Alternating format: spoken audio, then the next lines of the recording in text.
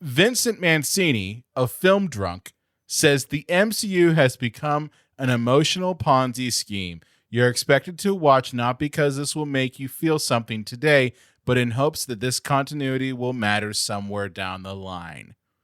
I buy that for $1. I buy that, but here's the thing.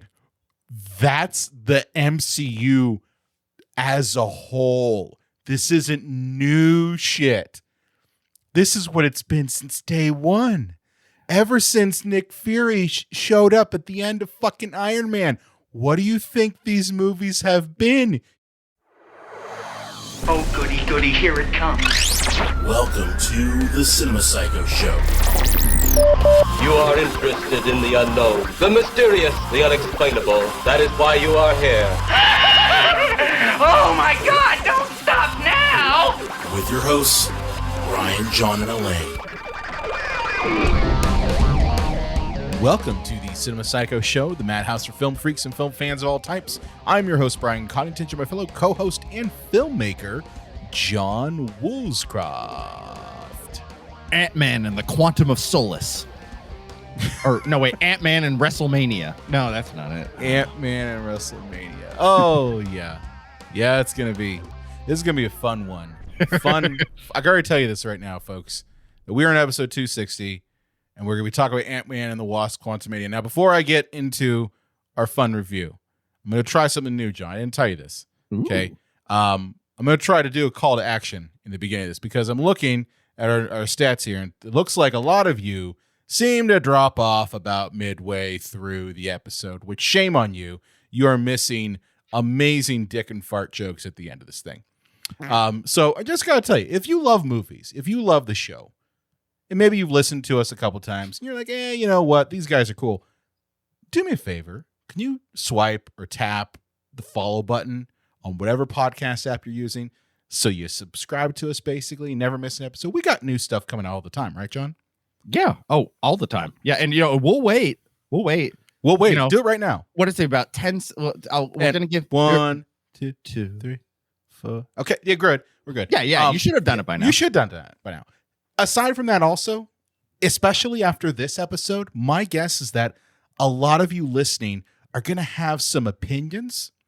Maybe you want to scream at me directly and John directly. Well, John, you're not on the Discord channel, but you will be. John, you will be on the Discord channel. I'm scared. I know.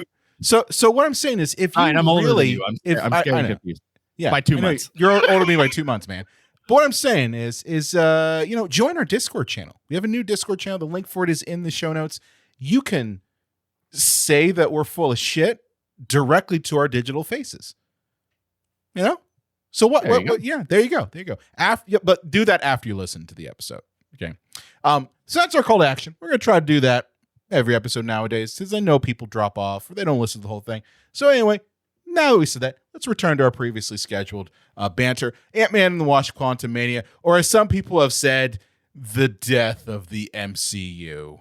That's a little bold. Oh man, I've seen some shit come out of this movie that I'm just like, did we watch the same film? Like there are rarely times where like I'll come out of a movie and go like, yeah, I could see their point. I cannot see the point of most of the negative reviews of this movie. I think so many people saw Endgame as the end of all of this that it's kind of like, why are we continuing on? Especially after that movie, that like, okay, well, I mean, except for her like solo movie that takes place in the past, like Black Widow was done, Iron Man was done, Captain America was done. So like all of the A-list was done because like Hulk is an A-list in the comics, but they only made one solo Hulk movie, and then he's in the Avengers movies and the She-Hulk TV show and stuff. So it's basically they're grasping at straws now. Like, okay, we got Spider-Man. We need to lock that kid up for 1,000 movies. And oh damn it, Black Panther died. Let's see. Guardians of the Galaxy is real popular. Yeah. But James Gunn is now going to be head of DC. So yeah, we're kind of fucked there. Yeah. And he's already said he wants off the Marvel train. So yeah, you're kind of just left with Ant-Man. Yeah, which isn't bad, but I got to explain the hate here. Okay, so I want to first talk about the hate. So as of current, now we're recording this on February 23rd, and as of right now, this movie has a Rotten Tomatoes score, which personally I don't really care about Rotten Tomatoes. I think there's shenanigans afoot with how the rating system works. But if we're just gonna say right now that Rotten Tomatoes is valid, they're sitting right now at a Rotten score of 49%. So the critics, the quote unquote professional critics, have said this is a 49% movie, which is just means it's a rotten movie. But its audience score is 84%. And when I see a disparity like that, that tells me a couple things. That I'm thinking that maybe the professional critics just kind of had it out for this movie. Now, before we get into it, John, I want to pull a couple of these reviews that I found here. And these are hilarious. I only pulled really the funny ones because, we got to make a little bit of laughter here. So from Bob Grimm of the Reno News Review. Oh, very, very cherished newspaper. Yeah. He says, and I quote, "You really don't have to do this to yourself. You have the power to walk away." Good Lord. Jesus Christ. It gets better. It gets better. Matt Hudson of What I Watched Tonight said this: "After an encouraging start, Quantumania succumbs to the mediocrity when it had the chance to propel the MCU forward effectively. Jonathan Majors is great, but the movie is anything but." Okay, that's not terrible. That's not terrible. There's more. Vincent Mancini of Film Drunk says the MCU has become an emotional Ponzi scheme. You're expected to watch not because this will make you feel something today, but in hopes that this continuity will matter somewhere down the line. I buy that for $1. I buy that, but here's the thing. That's the MCU as a whole. This isn't new shit. This is what it's been since day one. Ever since Nick Fury showed up at the end of fucking Iron Man. What do you think these movies have been? It's literally been TV. Like, it's literally been cliffhanger after cliffhanger after cliffhanger after cliffhanger, and we're setting up and setting up. It's the same thing that TV does, like TV shows do, where they set you up over the course of a whole season. But this is over like movies, so you have to wait longer. It's like we're in an emotional gaslighting relationship with a partner. But the thing is, like, these movies are like that gaslighter taking you out to like a really expensive French restaurant. Like, yes, that was enjoyable. The meal was great, but that doesn't change the fact that you're just constantly emotionally abusing me and making me wait for more. Now, I want to continue the hate circle jerk going here. Okay, so I got some articles. Those were some reviews. I got some actual articles here. So Engadget says Antman and the Wasp: Quantumania broke me. That's the headline. Wow, that's sad that you were that fragile. Okay. Yeah, seriously. So a movie about actors in cosplay broke you as a human being. Paul Rudd dressed like an ant. Yeah, fuck Schindler's List. It was Ant-Man and the Wasp that did it. But anyway, in Digital Trends, their headline is, "I'm a lifelong Marvel fan. After Ant-Man and the Wasp: Quantumania, I'm done with the MCU." I guess you never watched The Eternals. Yeah. Because if you did, you would have been done with the MCU then. Well, here's my question to that person. When they say lifelong Marvel fan, do they mean the comic books and the movies that came out under other companies, or are they literally just talking about the Disney-owned Marvel Cinematic Universe? Good question. I'm assuming that they are meaning the Marvel movies. It's like, guys, there are comic books out there. There are hundreds, thousands of comic books that you can go take a look at. You don't have to just stick by these movies. And you know what I bet? I bet some of those comic books, those issues might have been bad.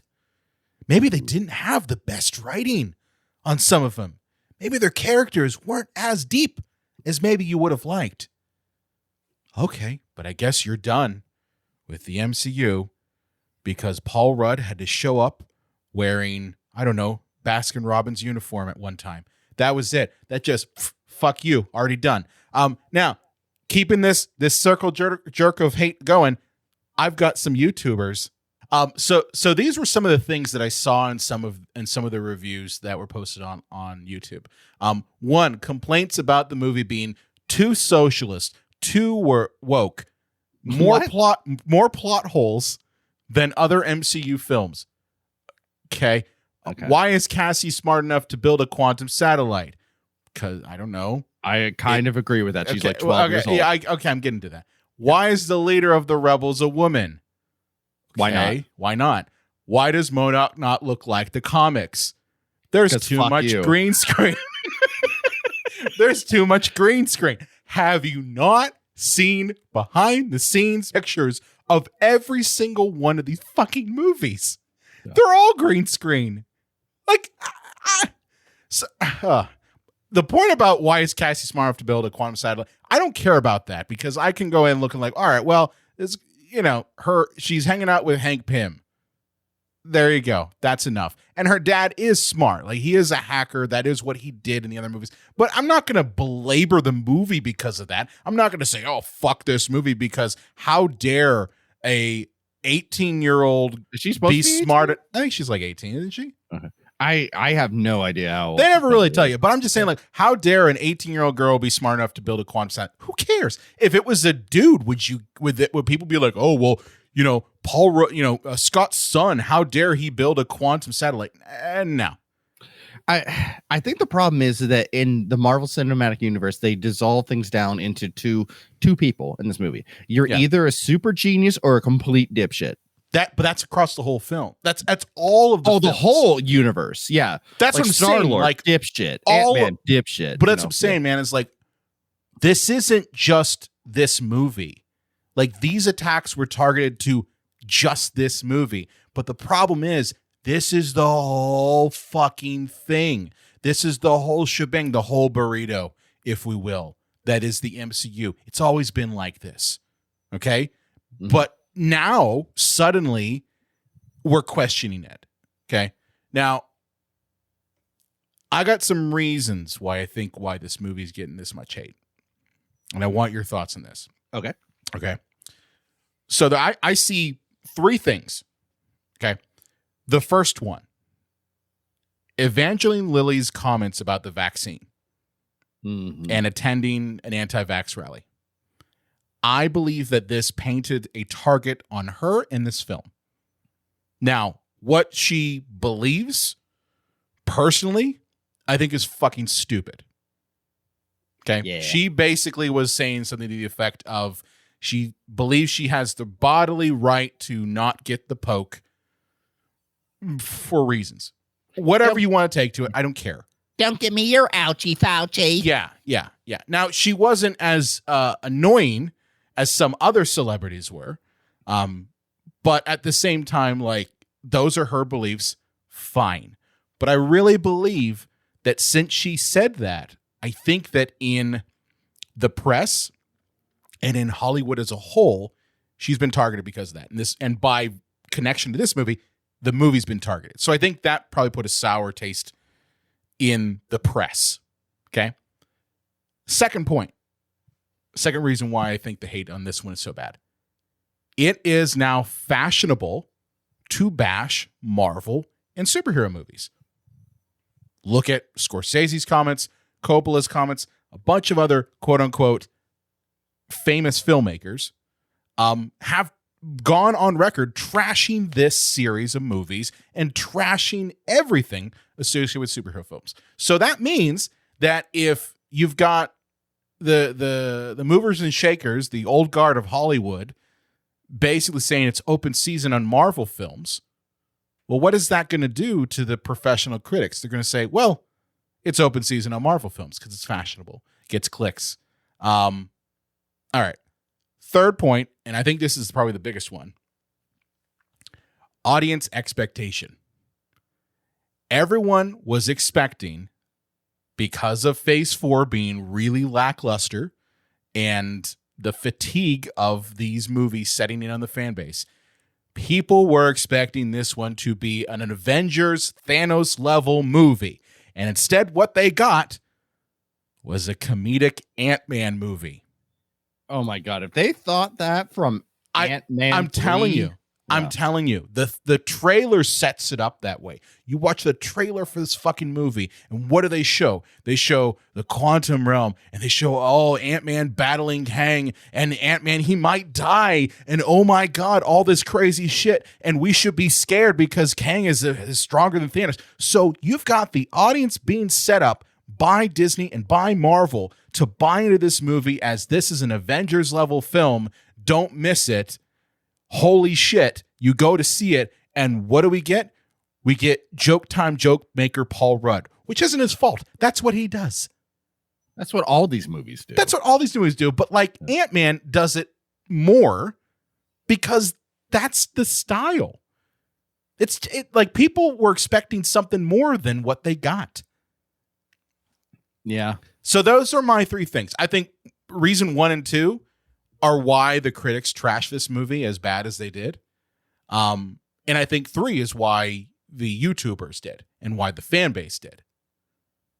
And honestly, I kind of blame, I really blame Marvel and Disney for this because they tried to pull the same playbook that they've been doing with Doctor Strange, that they did with Spider-Man No Way Home, where you gin up all of this like anticipation in people and in the fan base that they're getting something different and that they're getting something that they're expecting that's going to be there, and it's not delivering. And not every one of these movies is going to be a Spider-Man No Way Home. And I think that it backfired on them big time.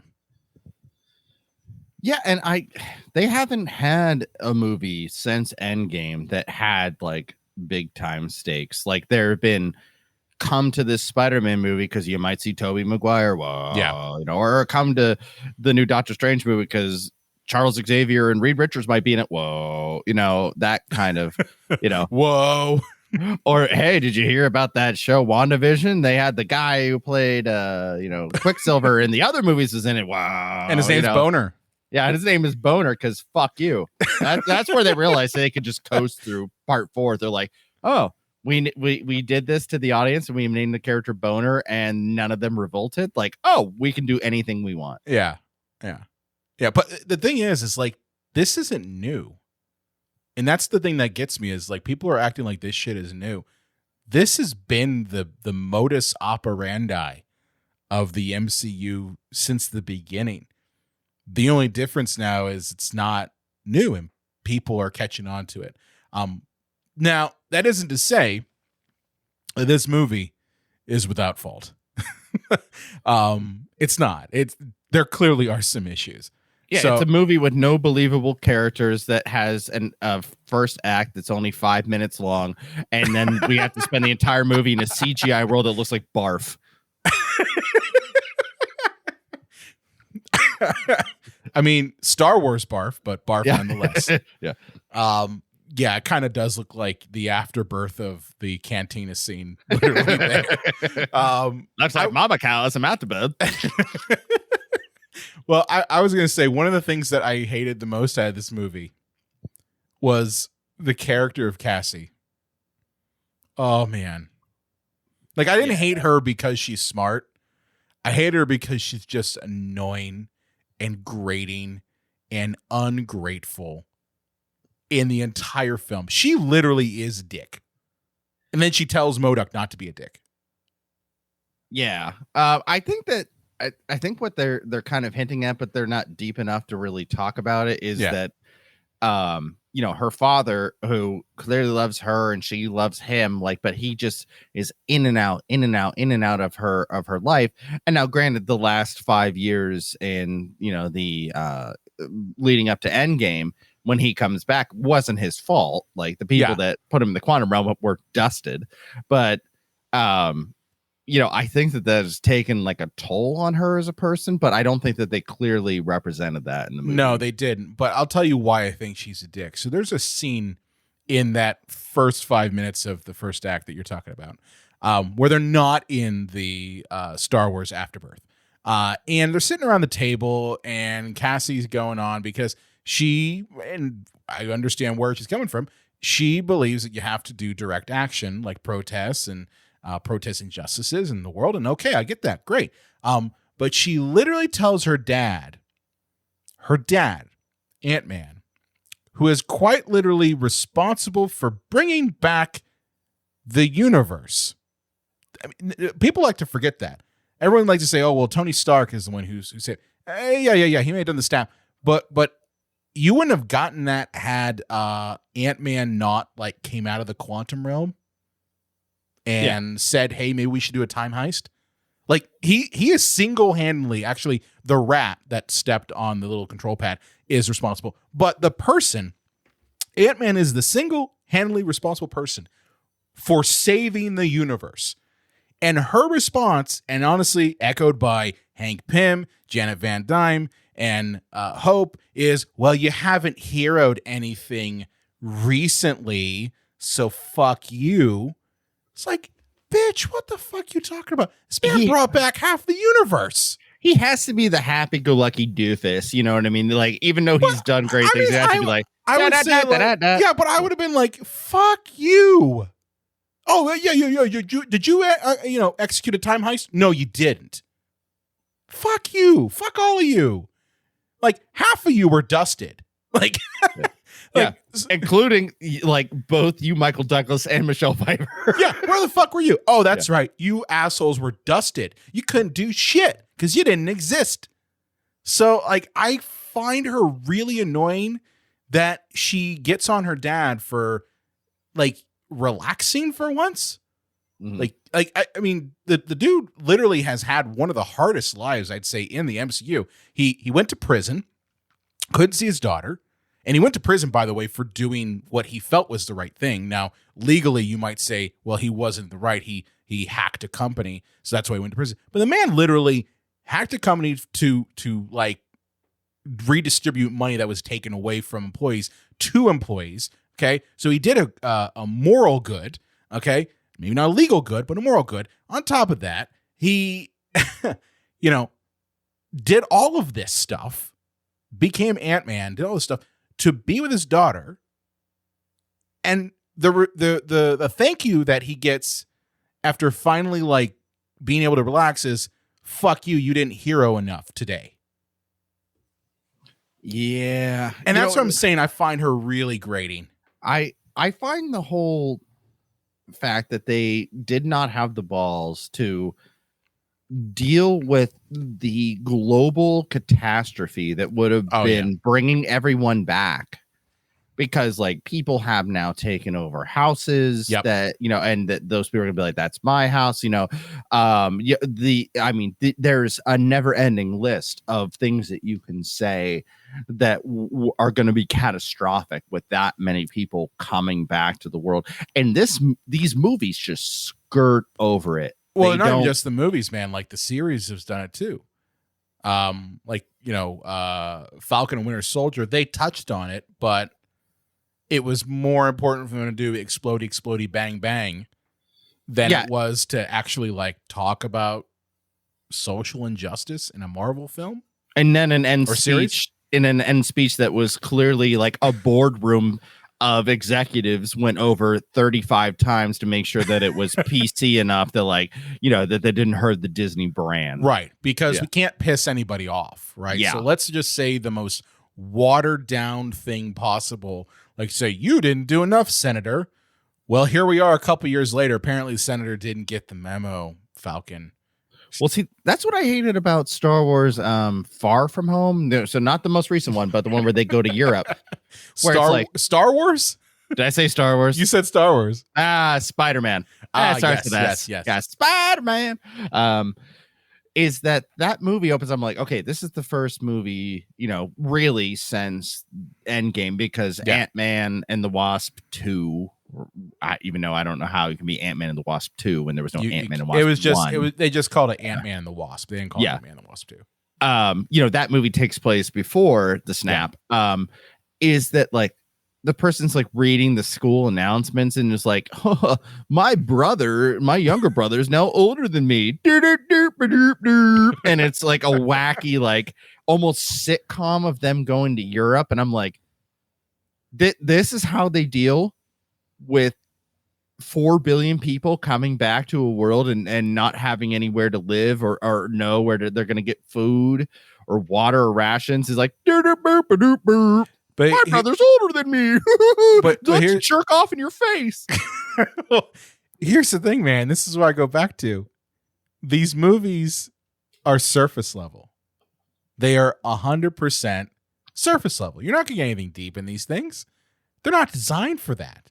You get faux deepness and faux meaning. You get literally just the bare minimum of maybe some semblance of idea or subtext in this, but nothing ever will be deep enough. So like when I see all these reviews and all these people saying, oh, fuck this movie, blah, blah, blah, its writing was terrible. I'm like, dude, have you been living under a rock? These movies have always been this way. Yeah. You know, the deepest you ever got, and I'll be the first to say this, the deepest I think you ever got with a movie, a Marvel film, okay? And I this is unpopular opinion. I really think is Iron Man 2. I really believe that Iron Man 2 is probably the deepest they've ever got. Why? Because it was Tony Stark dealing with his own mortality and deciding, fuck it, I'm going to become an alcoholic. More so than usual. More so than usual. And even Iron Man 3. Iron Man 3, you're dealing with PTSD.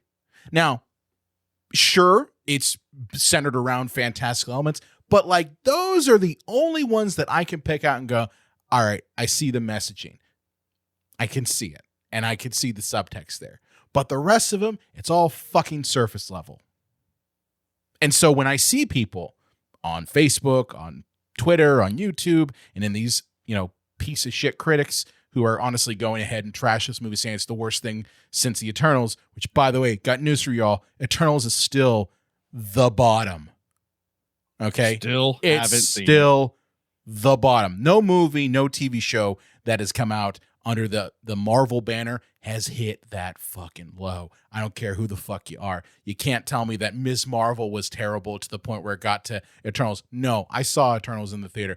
It was unbelievably bad. Unbelievably bad. And you, John, you haven't seen it. So like, I'm telling you as a friend, you don't need to see that fucking movie ever.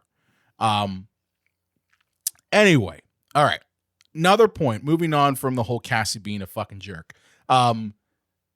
Wasp is a side character in her own movie. Again. Okay, I know this is going to sound catty, but she looks like she got her hair cut by a mechanic with a screwdriver in the dark. I mean, you're not wrong. It's like they said, yeah, you know that long hair you had in the first movie and the second one? Yeah, we're gonna chop it off. Edward Scissorhands is gonna do it, but he's rusty. He hasn't done it in 20 years, but he's on good meth. For it. Yeah. He's on meth. and he's gonna take a literal whack at your hair. Yeah, it doesn't look good, but I like Hope literally, and here's the thing. She's honestly been kind of the lowest side character with the least amount of stakes in all three of these films. Like the second one was supposed to be like, oh, she's a superhero now. Look at that. And they instead focused more on the ghost character and Morpheus. Yeah, that was it. Morpheus? Yeah, Morpheus was in it. And in the first one, it was all about Scott and Hank Pym and Corey Stoll, also known now as Modoc. She's basically there as the the mechanism to get Antman out of jams. If he's getting killed anywhere, if he's gonna be lost, Hope will save him. Yeah. I mean, Michelle Pfeiffer's character, who was like saved in the third act of the last movie, has more of a character than her. Yeah. I mean, I got some problems with her character in this, but for the most part, yeah, she really took the role of Hope's character and kind of ran with it. I mean, now I do want to say, as you jump into Michelle Pfeiffer, that I do think that she gives it her all. I don't think she's phoning it in. but like majority of her character is really just there to be used as a giant exposition. Pfeiffer never phones. No, she doesn't. And she sure as hell didn't phone in Batman Returns. Got to go back to that one. I mean, to the point where that suit was so skin tight that after like every 25 minutes of shooting, they had to deflate her so Yes. she wouldn't pass out. Yeah. Well, they had to inflate her because she would sucked out, and they'd sucked all the air out to make it skin tight. So they had to inflate her suit, right? Yeah. So I'm just saying, it was a good movie. I do. I really do feel that Michelle Pfeiffer's character was just there so that Bill Murray could get his cameo that he politicked for. Oh God. And we're not talking anything out of school. We're not giving like that's in the trailer. You see, It's in Bill the trailer. Murray. You see him there. Yeah. Yeah. I mean, it's Bill Murray being Bill Murray. Like that's the same thing. It's like when you have Jack Nicholson in a role. He's gonna just be Jack Nicholson. Yeah. And it's just okay. How can we get Bill Murray, who's mostly been known for dramas, in a comedic role again? All right, cool. And I mean, don't get me wrong. I thought what happened to him in the movie was hilarious. But his character was utterly useless. Yeah, his character was pointless. There really was no point to him. You could have completely taken him out of that and you wouldn't have missed a beat. Like, but clearly, like, that role was just because probably Fahey was like, hey, we can get Bill Murray in a role. How can we fit him into this? Well, I heard that Bill actually politicked for it. He really did politic for it? He asked somebody. Yeah, that's not just you being an asshole. You're like actually like saying he really did. Yeah. I might be wrong about that, but I think he asked like a friend of a friend who knew like Ken Feige's cousin's manager. That's allegedly. Yeah. Allegedly. It's like, hey, can you get me into these movies? I want to be in one of these Marvel movies. So, no, I mean, he was in it and then he got, eaten. Did I spoil it for you? Sorry. Sorry. See, I thought he was going to be like the main villain, That would have been fun. Yeah. That would have been fun, but that also would have required like more work than an afternoon. Yeah. We only got Bill for 3.5 hours. We got he's Bill gonna be for drunk. 3 hours. Yeah. I don't know if he's going to be drunk, but we got Bill for 3 hours. How can we use him? Well, let's just get a close-up shot on him and we'll body scan him so we can digitally create him to get eaten by a squid monster. Yeah. Again, sorry, spoilers. You weren't going to see the movie anyway. Now, I do want to move on to some positives because this movie isn't all fucking bad. And so I said, I enjoyed it. I saw it for what it was. John, did you enjoy it? Not really, no. Okay. But it wasn't like painful. I didn't have like a hard time watching it. Like the bar for me is very low with these Marvel movies. I was so enjoyed the new Spider-Man, and I was like, but maybe that was just nostalgia creeping in and just taking me over. And maybe that's the same way I'm going to feel about the Flash movie over on the DC side when I see Batman. But I told you that like I have a love-hate relationship with that movie because I love myself some Batman, especially Keaton Batman. But we all hate Ezra Miller. But I fucking hate Ezra Miller, also known as a criminal and a kidnapper. Human trafficker. Ezra Miller. Sorry. Look up the articles. That's what he's done. Part of me doesn't want to support him, but at the same time, I love Keaton. So, but part of me has no expectations for these, but I would compare it in the same way to going to the other big brand, going from Coke to Pepsi here, going to DC with Black Adam. Like I wouldn't say that Black Adam was inexcusably terrible, even though I made it my number actually because the Munsters. I forgot that I was like your third, right? It was like top. It was 10 on my top 10. Now it's 11 because I forgot about the Munsters. Yeah, gotcha. But I was just like, this is just piss awfully average, by the numbers, corporately made CGI hot garbage. But am I gonna sit here and tell you that there weren't parts where I laughed or that I wasn't entertained? No, but it just was just another Marvel side project to me. Yeah. I mean, I didn't see it that negative. I saw it as, I was expecting a comedic Marvel film. That's what I was expecting. And I, for the most part, got it. Like, what was I expecting at the level that a lot of other people, I think, were? No. I was pretty much just like, well, as long as we're not Eternals, like as long as we're not that, if you're not Eternals, we're okay. Is it giving me enough to basically follow the story? Yeah. Is it deep? Fuck no. Is it Avengers Endgame level? No, but that's okay. It's Antman. Who gives a shit? Like that's kind of where I was at. And like my wife, was cracking me up today because I told her because I put the thing on Instagram saying that we were recording tonight, and she's like, Ant-Man's boring to begin with, so I don't really care. That's what she said, and I'm like, you're not wrong. But being that said, some things I did like from the movie. I like Jonathan Majors as Kang.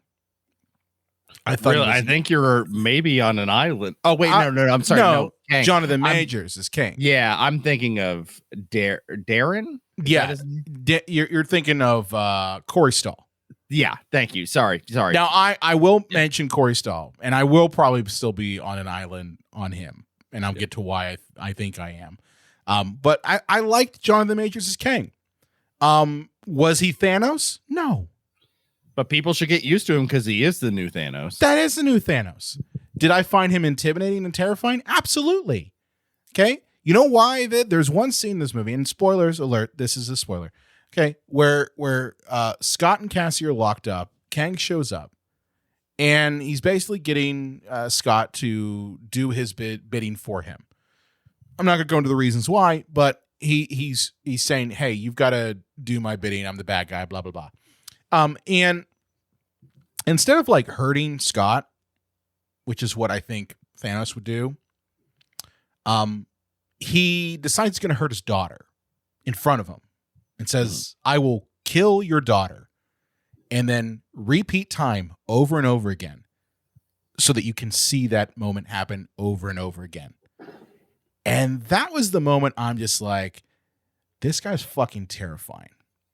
Because it's one thing to just like kill your kid in front of you, or it's one thing to torture you, but to make you relive it over and over and over and over again for all eternity because you said no, that's where it got scary for me. That's why I'm like, all right, this is something different. This is something that I think in maybe better movies might not be a problem.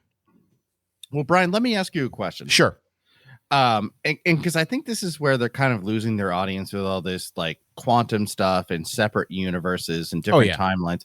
Is this the same Kang that we saw in Loki? Or is this another time variant of Kang? This is the same. This is a time variant.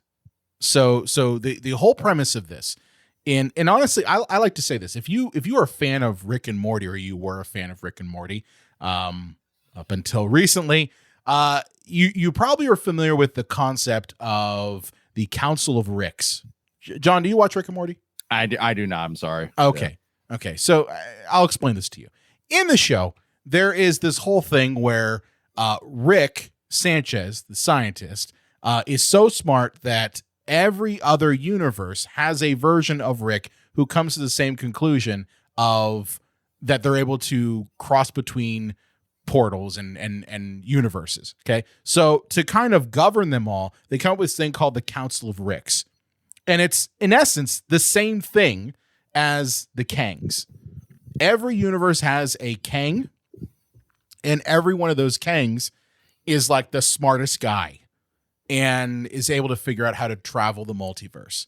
So they all come together as this Council of Kangs. So the one that we saw in Loki was a variant, was one of these Kangs from another universe who won the multiversal war. And what we're introduced to in Quantumania is another variant, Kang the Conqueror.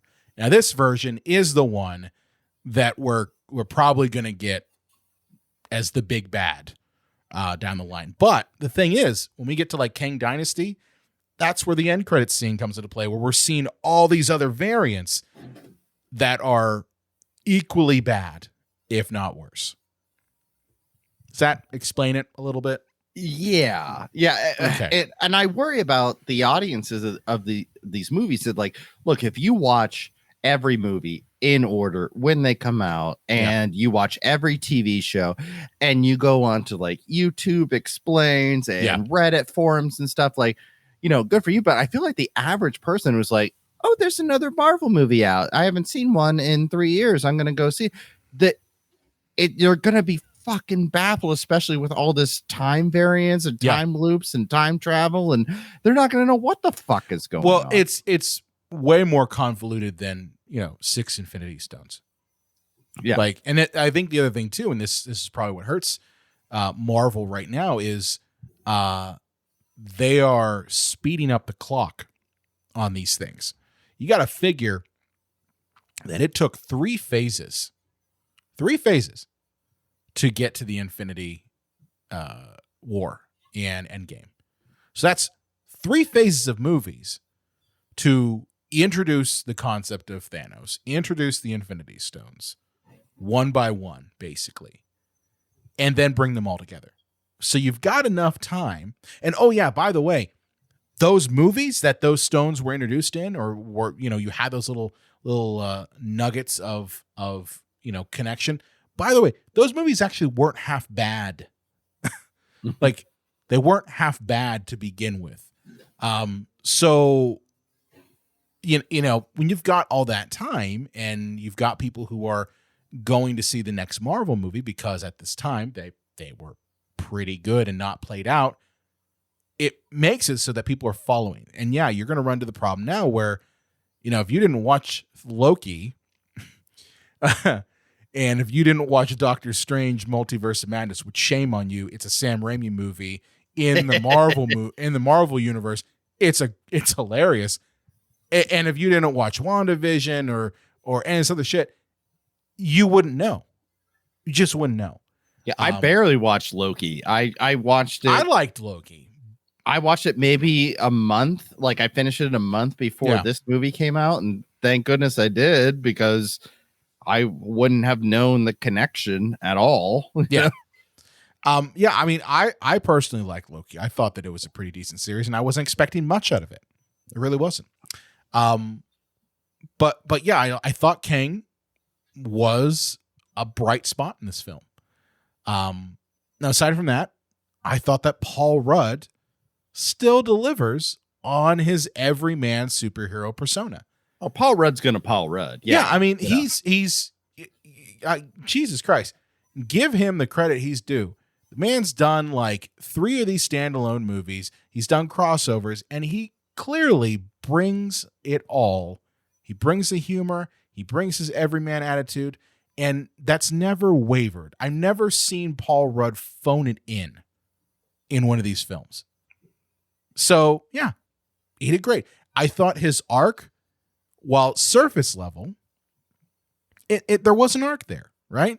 Now, even though his annoying ass daughter had to go ahead and goad him into being a superhero again after, I don't know, saving the universe, you know, he does decide that, you know, he doesn't need the Avengers. He can stand toe to toe with Kang, which, by the way, I'm going to be honest with you, he should have died. Yeah. Well, remember, he died in Endgame when the fucking bomb went off in his face. Yeah, I mean, he should have died then, and like Kang should have killed him here.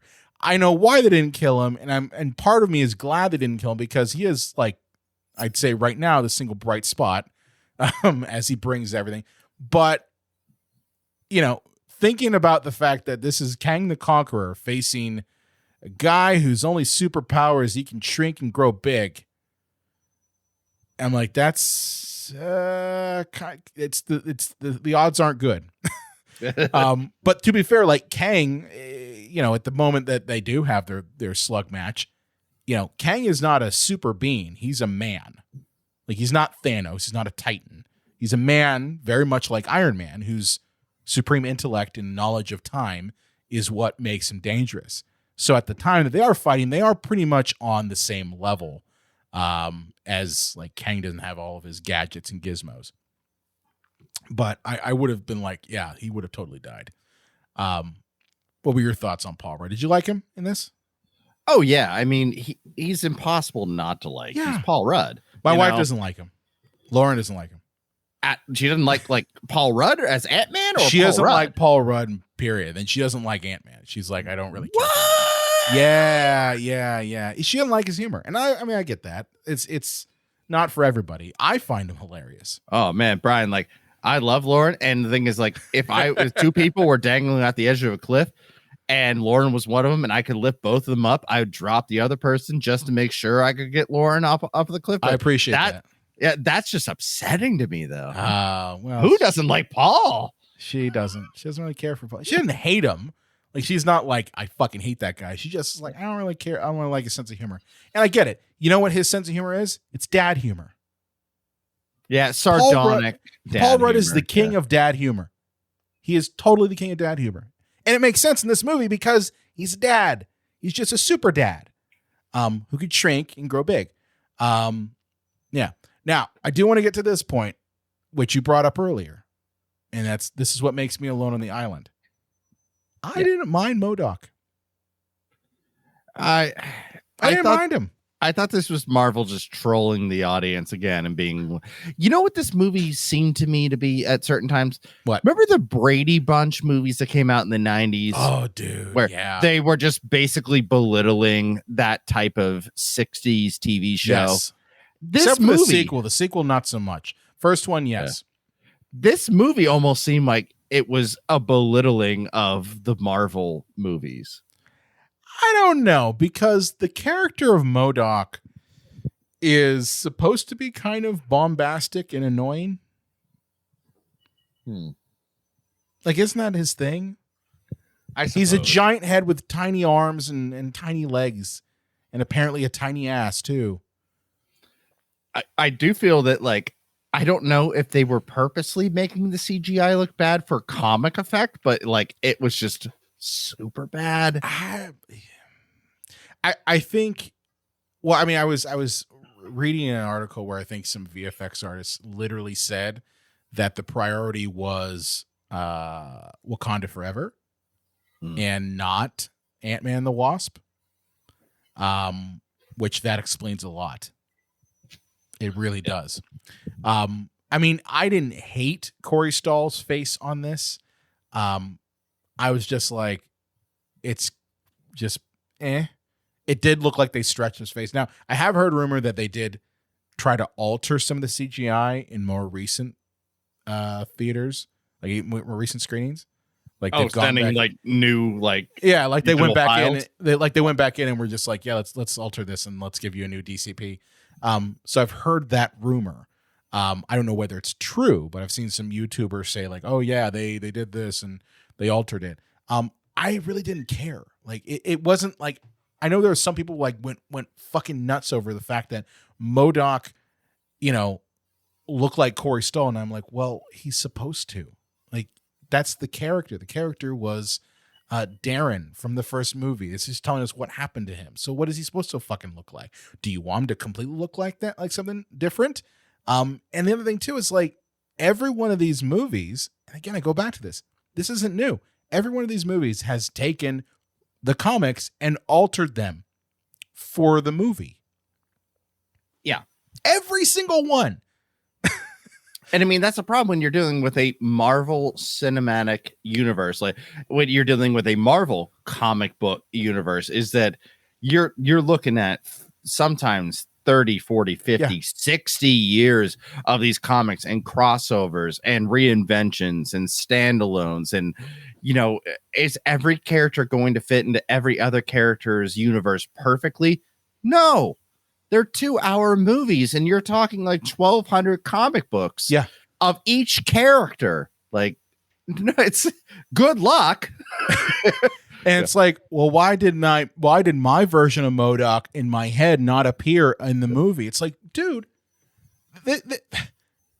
no one is a mind reader. Like, filmmakers are not mind readers.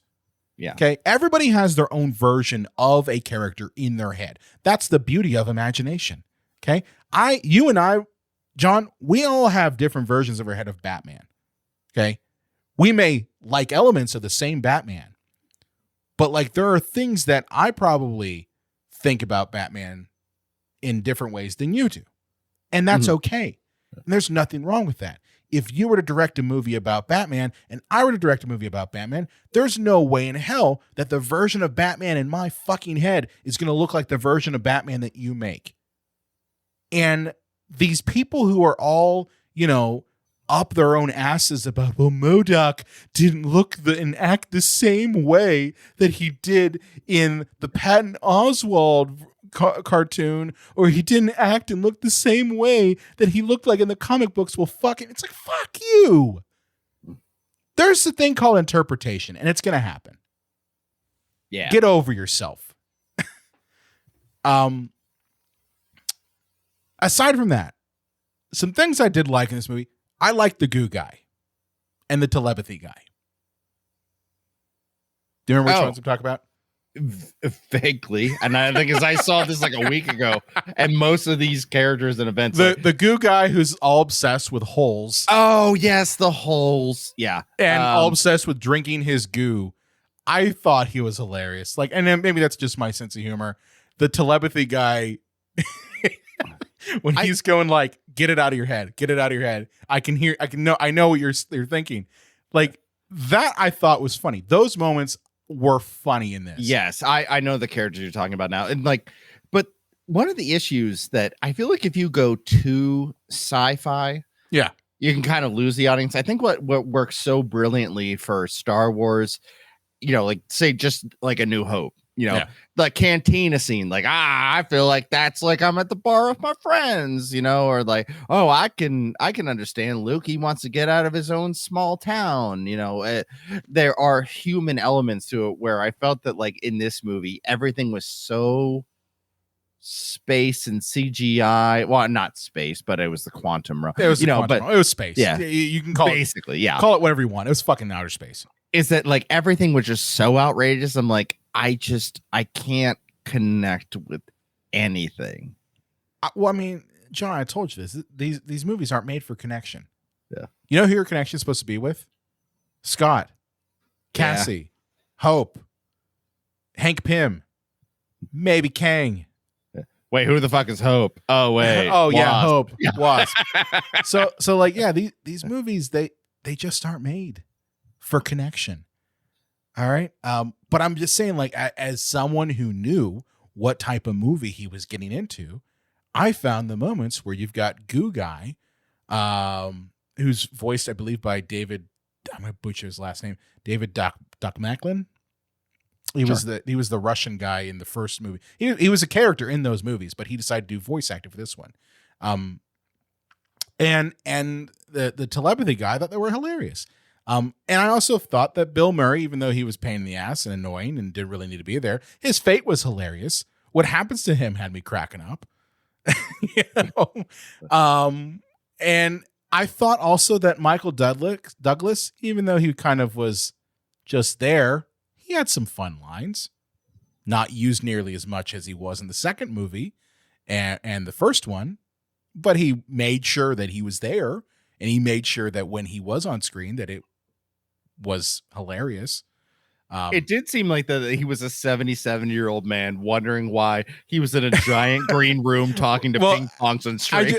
I just got to think to myself, this is the same guy who is in Basic Instinct and Wall Street, and he's just sitting there being like, let me get this straight. I got to say that I talked to ants and that the ants are really socialists. Yeah. So they have a socialist society. Is that what you want me to say? Yeah, you know I'm the greatest good guy, right? Strings. Yeah, those are the ants, so you can see them on this giant green room. What? Okay. Where's Catherine at? Where's Catherine Zeta-Jones? Need to know where she's at. You know, her vagina she's got my heart cancer. She's got my heart pill. Her vagina gave me cancer. Oh, it's true. Maybe allegedly. Yeah. Well, they said to him, he's like, yeah, you know, Michael, there's two things that could have given you cancer. Yeah, eating pussy or eating too many turnips. And he's there snarking on a turnip, and he's like, probably pussy eating. Oh man, that's great. Yeah. See, for those folks who maybe tuned out at the end, the middle of the episode, Shame they're on missing them. all this. Shame on them. Now just some thoughts here. Some like final thoughts here because we're kind of getting towards the end here. Antman and the Wasp is not the Avengers. I'm gonna just tell you this right now. It's not. It's not a dark, gritty superhero movie designed to fill that void that maybe a largely underwhelming Phase 4 left you with. Okay, I'm talking to you, Marvel fan, or neckbeard that's next to him. And I say that as a fellow neckbeard. Okay, I'm not just shitting on you. I'm just telling you, from one neckbeard to another, it's not going to fill that void from Phase 4. It is ultimately a comedic superhero movie designed to entertain you for 2 hours with fantastical worlds and bizarre characters and with Paul Rudd's humor. If you're not there for that, this ain't the movie for you. If you expect more than that, you'll be met with disappointment. I really got to tell you, John, I'm glad that we're doing this episode after we did the episode with Alex and Ryan, because Alex made a point during that interview that I think rings true with this one. I think people were expecting a broccoli movie. Okay. You remember when Alex told us that there are broccoli movies and then there's everything else, and the broccoli movies are the ones that get all the accolades and the awards and all the stuff, and they're good for you, but they have like a social message under them, that sort of shit. And then there's the fast food movies that are really just made to entertain and make you forget about all the horrible shit going on in the world.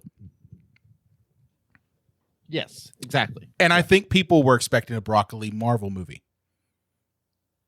And what they got was a fast food movie. That's it. Well, I just feel that's been the whole Phase 4. Like there was a structure to the original 3 phases that like, okay, here are the people that are going to be the Avengers and then are the Avengers. And you're going to follow them in their journeys. Captain America, Iron Man, Hulk, Black Widow, Hawkeye. You know, now that we don't really know what the Avengers are any longer, it just feels that like we're getting these slapdash, like, okay, here's everybody we have left. And you don't know who really is the main person or who to root for. Like, who's the main event, who's the mid card, who's the undercard, you know, and like, you don't know who's going to be in the next Avengers movie. And you don't know who the next Avengers movie big bad's going to be. And we got all this quantum stuff going on. So you can't miss anything or else you're going to be out in the woods, loser. So I think the audience is kind of like, I'm confused. I'm annoyed. And where's Robert Downey Jr.? Bring him back. You know. Do you think this movie would be as poorly received if it was released 5 years ago? No. I think like during the height of that, like, around Endgame, like this movie would have probably made like $2 billion. Oh yeah. I really believe that Phase 4 and the subsequent, you know, series and movies that have come out for it, I think they've really sullied the well. And I think just people have had it. I think they're tired of it. I look at movies that are in the same genre, like the Batman and Joker, and I go, these single standalone films are not only living in fantastical worlds, but they are also like hitting those messages that maybe are a bit deeper than surface level. They're challenging the audience. Yeah. Whether they succeed or not, because I know there are a lot of Joker haters. Really? Haters. Yeah, I've come across either people that are like, ooh, it's like modern day Taxi Driver. I wouldn't call it that. I mean, I would say it's good. You know, and then you look down and you're like, is your dick out of your pants? But there are some people who are like, you know, what a shameless exploitation piece of fucking hot garbage. And these are coming from people that I really respect opinions from, you know, not just random people on the internet. Like, and so, but at least they're challenging us in any way, shape, or form. You know what else the thing is too? That, and this is something that Marvel should take note of. They're putting good story in a 2-hour time limit first. They're not thinking about well, how can I build this interconnected bullshit that ultimately turns what in essence should be 2-hour-long movies about a certain character and that character's arc. How can I turn that into instead a monster of the week series? Yeah. And that's what I feel that Marvel's done. And like at first it was, oh, this is really interesting. But I think it's played out. I think it's totally played out.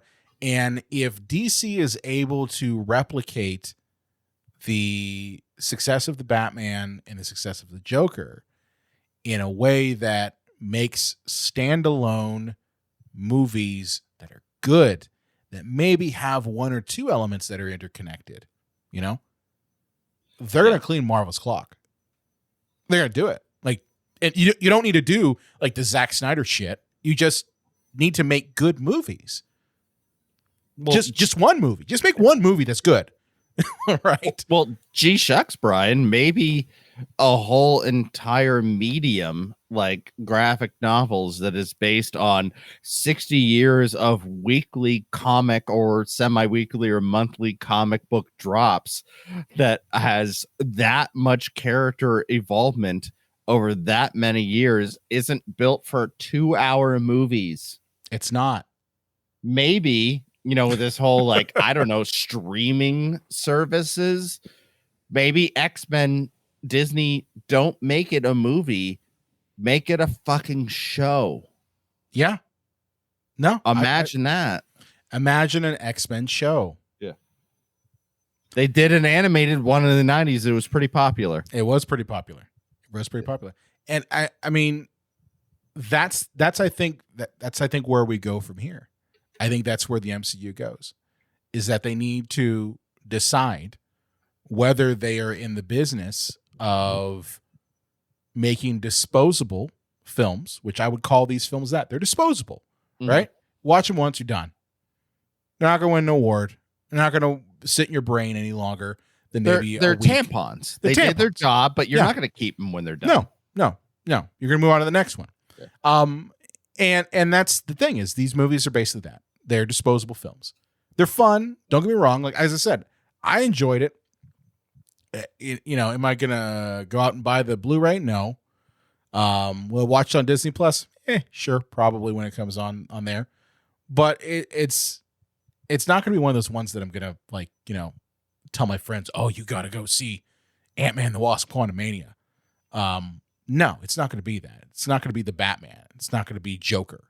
But if you go back to focusing on how do I tell a single good movie that has relatable characters, that has maybe, I don't know, the maturity level of a 15-year-old rather than the maturity level of an 8-year-old, then maybe you'll not only be able to build out a more mature universe, but actually tell like good stories. Yeah. Right? Yeah. I'm not asking for you to all to make broccoli movies. I'm asking for, and this is, again, I'm taking this from Alex Collegian, excuse me, I butchered his name when we brought him on. He had this great analogy about broccoli movies. I'm not asking for broccoli movies. I'm asking for thought. I'm asking for some consideration to just making a story from beginning, middle to end. Doesn't have to be the greatest thing. Doesn't have to wow everybody, but it just has to like be complete. And Brian, I think that is more than fair, because when I think about, you know, people that say, yo, you know, these movies are made for 8-year-olds, and I'm like, fair, but you know what was made for 8-year-olds? Animaniacs, Batman, the animated series. Like, you can make Star Wars. You can make something for kids that is still mature enough and thoughtful enough to resonate with all audiences. Right. You don't have to just make it for kids so they can go, hee, Ant-Man just made a fart joke. Hee. You know, I will still laugh at those fart jokes. I don't care. Yeah, I will too. But you know, like, there is a way to make something for kids, but still make it hold up in the long run for everyone. Right. And I'm not asking for dark gritty superhero films. It's just intelligent. Yeah, I'm just asking that maybe, just maybe, you put the needs of the story of a single film ahead of the needs of the story of an entire, ever-evolving, yet-to-be-planned universe of movies that no one's even seen yet. You know? Put that need first. When you do that one thing, then you can focus on the next one and see how does it connect. That's my thoughts. John, what are your final thoughts on Ant-Man the Wasp: Quantumania? Well, I guess I'll just continue on my thought there with like Batman 89, because why not? Batman 89, gotta go with it. When I saw that movie, I was 4 years old. So as an adult, I appreciate the relationship dynamics between Bruce Wayne and Vicky Vale, the connections, emotional connections between Joker and Batman, and all this stuff about how Gotham is so tortured and bleak, and they're still fighting for blah blah blah blah blah. When I was 4 years old, you know what I saw? Batman came through a skylight. Batman fought a guy with swords. Batman drove a Batwing, and there were explosions. And he took his balloons. Yeah, because I was 4 years old. I was saying the same thing. And but it holds up because I can still watch it as an adult. When I watch like the Teenage Mutant Ninja Turtles cartoon that we all grew up with, if you're Brian and I's age, like I cringe watching it, and I can only watch like one episode at a time. It's really bad. Just for that nostalgia kick. Like I get that endorphins from the nostalgia kick, and I'm like, but I can't watch any more of this because it's just hot corporate garbage. It's really it's bad. Inexcusable. But that movie had that connection between we have stuff for the adults, we have stuff for kids, and I just hope that Marvel doesn't lose that connection between. Make sure that you still have things for adults. Yes, your target audience is 12-year-olds because 12-year-olds are going to go, Mommy, Daddy, take me to the movie. And then they want the popcorn and stuff, and they're going to make the big profit. But don't lose sense that these is still for adults, because there are plenty of people who grew up in these comics, who love these comics, that don't want to be talked down to. Right. And I think I'm glad you brought up Batman 89. I think the thing that separates that movie from the current crop of superhero movies is they didn't know they were going to make a second one. Right. Like with Batman 89, the journey of how to get to that movie expands like 15 years. Pretty much, yeah. Okay? We all know about, 89, we got Batman. It's like, no. They were planning that movie since the 70s, since the late 70s, since Superman. And that was the end of that journey. And everything leading up to it was a struggle. Oh, you pick Michael Keaton to be the main actor. Oh, well, Mr. Mom can't be Batman, so fuck you. Like literally the same like outrage that you're seeing now. So, I mean, the biggest difference is they had to prove themselves. They couldn't rely on the name of Batman. They couldn't rely on the name of Warner Brothers. They had to basically force themselves to put the movie first, to tell a good story, and then see what you do next. Yeah. Yeah. Good call. Good call, John. And this has been a very fun therapy session. I feel that we've grown.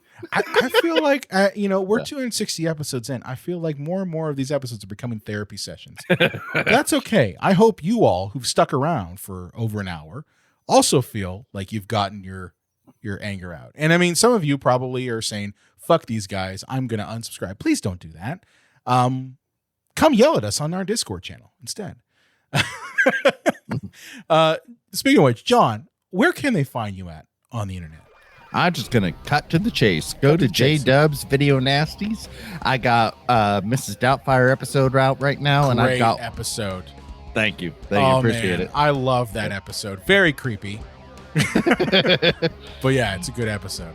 And I got one coming out on You Only Live Twice about when James Bond became a Asian man. So, yeah. I have a lot to say there. So there's too many questions. Yeah. Yeah. And of course, You can find me at Brian Connington on Twitter. I also run the Psycho Show page. Be sure to like us and follow us on Facebook, Instagram, Twitter at Psycho Show. You can also find us on TikTok at Cinema Psycho Show.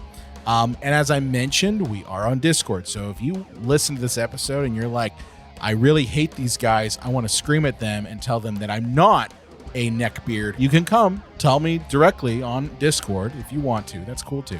The link for it is in our Discord channel. I may ban you, but I'm just saying, like, if you want to come hang out, you can. If you don't want to come on Discord, you can, of course, send us feedback. Let us know what your thoughts are on this movie by contacting us at cinemapsychoshow.com. And, of course, follow and subscribe to us wherever you listen to audio. And we will see you next time.